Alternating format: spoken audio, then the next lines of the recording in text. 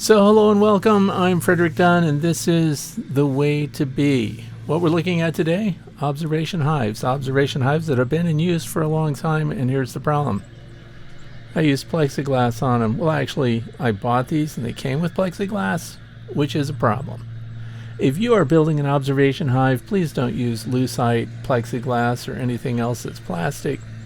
When it comes time to clean it, because of the propolis and the beeswax that builds up on here, you've got a challenge on your hands. So I use only tempered glass on the newest observation hives that I have in the Way to Be building. We mix this steamer up with distilled water, of course. What is easier and less caustic than distilled water and heat? That's all we're going to use. I've tried a lot of other stuff. By the way, I wasted a lot of isopropanol because I was told by our inspector that will dissolve away beeswax and propolis really easy. But cleaning up a hive tool is one thing. Cleaning up an entire glass surface, a soft glass that can be scratched easily, is another thing. So I'm using this old Wagner steamer that I've had for a long time. I've used this in past videos. This is model 905. I don't even know if you can still get it. This is old, but it works. And so I'm going to show you some of the tricks. I also want to show you how well it works. So if you don't have a steamer, you'll find a lot of uses for one if you get one. If I can find this one, I'll put a link down in the video description. I also went to the auto store, Auto Supply, and got terry towels, 100% cotton, soft terry towels. These are for polishing up your car finish. And so of course it's starting to rain outside. What a great time to find something to do inside.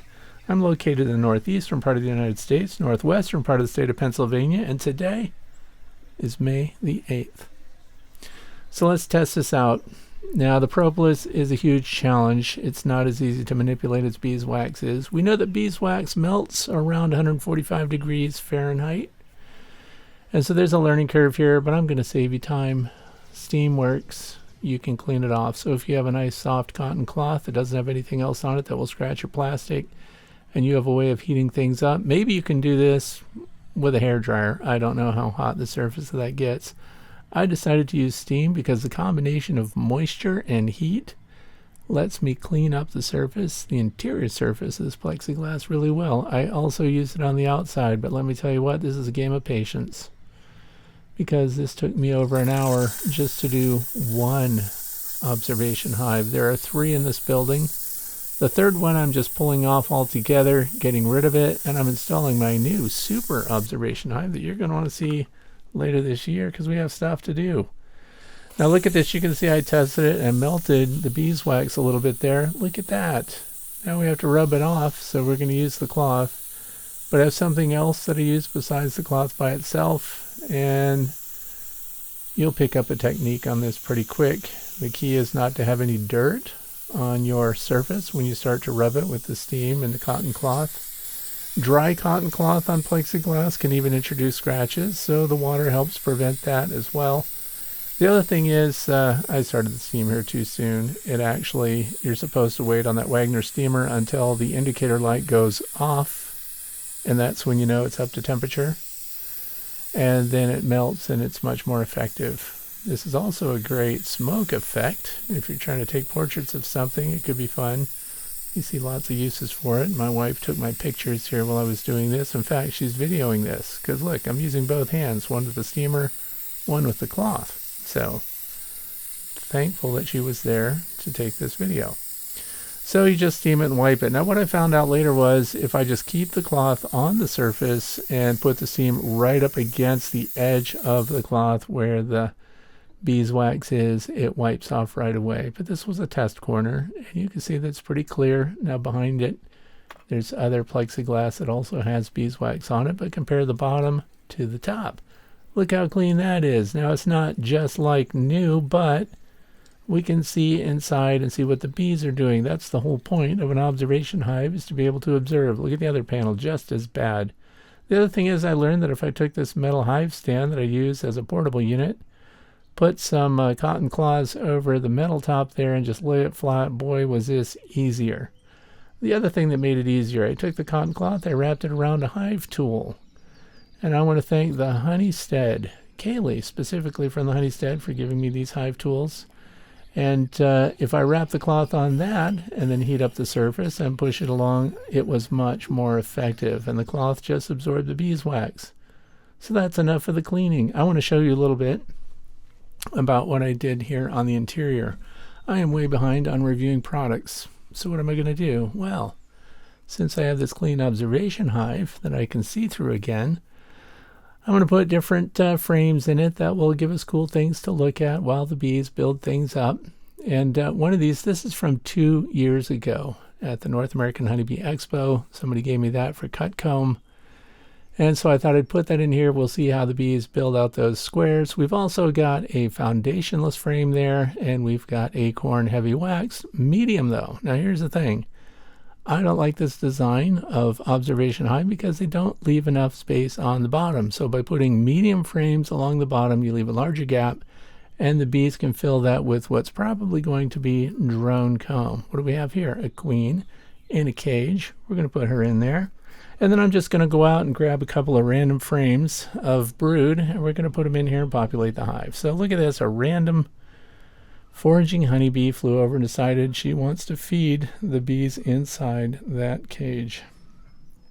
So there you go, look at that. They don't even know each other. She just knows they need to be fed, so she's taking care of it.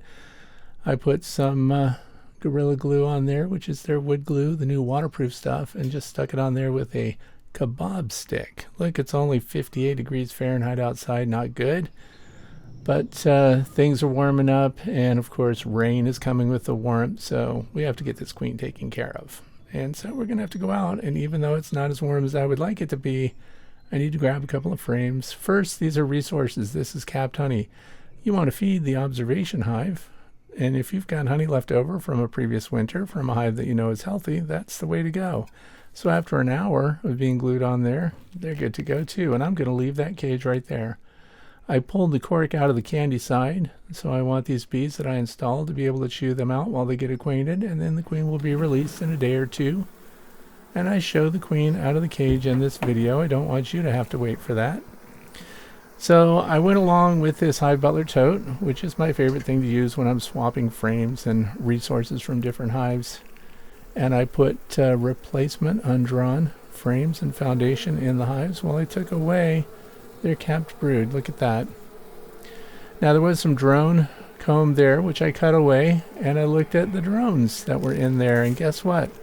No varroa mites. I'm still doing my varroa mite study for those of you who are waiting for that. The varroa mites are living longer than I thought without a host, and I'm still making that video because I want you to see the whole thing start to finish.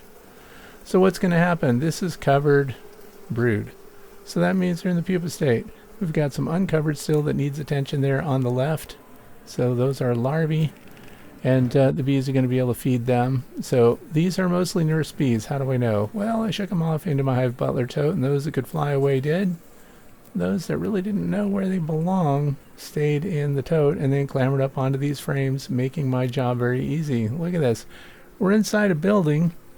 I have frames full of bees, and where are the bees staying? On the frames. Super easy. Now in a perfect world, of course, you would go outside and you would set up the entire observation hive out in your bee yard, then you would close it up, then you would bring it inside, but I don't do that. I go out with the Hive Butler tote, I collect the bees and the frames that I want, I bring them into the observation hive building, and then I install them in the observation hives, and the bees for the most part stay in the hive. And I'm also going to show you how to clean up the edges so we don't smash bees when we close it up. So it's going to be fun to see. Look, we have little clusters of bees inside the tote here. So what did I do? I put it on the bench. I put the lid on the bench. And now we get to see bee intelligence working its way out. They're following pheromones. Now this is what's funny to me. They're kind of like ants in this way. They're following the pheromone trail over just walking straight over and climbing up into the observation hive. What do? They follow the pheromone streams. It's not very efficient. Look at this. They're actually walking towards the tote and then coming back. They're not even exploring that side yet, and that's not a problem. We have lots of time ahead. All I care about is that they feed the queen in there. So, but look what they're doing. They're following towards the tote, going up the glass, and then to the hive. They could just walk straight to the hive. Also, look at the ones that are clustered on the frames here. I have to help them out too. That's right, you have to hand hold your nurse bees. You have to put them in direct contact with the space that you want them to occupy. See, look at that, walking away to go closer. So it's like walking away to come back. They're just following their Nasonov glands. Look at them go. Might as well move in. This is a game of patience, so I appreciate you sticking around for this video, because I'm also going to take bees outside and make them go through the entrance on the outside. Look how these bees waited on this frame. It's an acorn heavy wax frame, by the way. And they wouldn't leave the frame until they were in direct contact with their fellow sisters here in the observation hive. And then once they all go in, I go out. But the glass is closed on this side, so we can close up the hive. And the glass is closed now on this side, and we had to get the bees out of the way. I don't want you thinking that I smashed them, because I didn't. I use this little brush here. These are disposable paint brushes. I recommend you have them laying around. And look what's on the outside, a bunch of random bees. What should we do? Get them with our bee vac, which, by the way, really sucks as a vacuum cleaner. It's a shark vac. It's cordless, battery powered. I have 2 of them. They're always ready for purposes just like this one. I only use it for bees. The suction is really low, so you don't injure the bees. Not only that, they're not even mad. When you go outside and open up the release on this vacuum, they just walk out like nothing has happened, other than the fact that you inconvenience them by taking them where they probably didn't want to be. So there we are, cleaned up, installed. We have clean observation hive windows now. And we have an observation hive that's back in business. Now, you get outside. What did these nurse bees do when they were inside? They follow each other. They won't even jump the 4 inches to go from the bee vac to the entrance. Now, you could be frustrated, or you could just be patient and wait for them to work it out. But you have to pay attention, because this is fun to learn. There's one that made the jump. Look at that, how heroic she was. The rest of them are just like, where do we go? Where do we belong? I don't know. They've never been out of the hive before. This is the problem. So a lot of them are not very strong flyers. So they can do these little hops and skips and jump and kind of flip their wings for a couple of inches, and then they're landing on things again. So we have to find ways to get them encouraged to go inside the hive. Now, to their merit, once they do get in the entrance there, they can smell that this is the place to be. And they'll open up their little Nasonov gland, and they will start to spread that pheromone, and then the other bees will follow it. Now, we have conflicting influencers here. We have bees inside this vac that don't even know where they're going, that still fan the Nasonov glands and get a bunch of the bees to stay in the vacuum. That's not annoying, not frustrating at all. See that little hop and a jump that that one just did? I'm going to get them in. And the reason I'm going to show you this is what you should do too if you have one of these shark vacs. Look at this. You're also going to hear it nice and clear. Rather than walk across the top, which would be the easiest thing for them to do, one of these influencers gets in the entrance of the hive and starts fanning the Nasonov gland. Now this one is fanning on the outside. Let me get you some of that sweet audio there, and you can see clearly the Nasonov gland, but now where's it headed? Through the channel. So once it goes through the channel, which is the path they took to get into the vac in the beginning, all the bees subsequently also fan their Nasonov glands through the channel. So instead of walking over the top, the easiest path, the quickest path, they walk back into the vacuum, into that channel, and up through the bee vac to get back into the hive. So, I mean, it works, but I am standing out here holding this by hand while I make this video. And it's just fun to see their behavior, how much they are influenced by pheromones. So you do this until all the bees go inside. Now we're going to fast forward at the end of this video 2 days to be exact. So the stuff we're watching here didn't actually happen on the 8th of May, it was on the 6th of May. So now once they go in, we're going to go on the inside and see if the queen got out. And she did. Look at that. How nice is it inside, by the way? Do you remember hearing how noisy they all were before? Listen how calm they are now, because they've got a queen. She's out of the cage. She's gaining weight, too, because they're all feeding her. Queens that arrive in transit are often tiny. Their abdomens are contracted. They're skinny. And so they're perfectly calm. Look, there's one bee that followed me in through the door, decides to buzz around. But I just wanted to show you, first of all, we can see the queen now. We're not looking around a bunch of bits and pieces of beeswax, but the take-home information I want for you. If you're looking for an observation hive, please do not get one that's got lucite or plastic, any kind of acrylic panes for you to look through. Get tempered glass. You can scrape it, clean it, heat it, and it's crystal clear. I want to thank you for watching today, and I wish you all the best with your observation hives. Thanks for watching.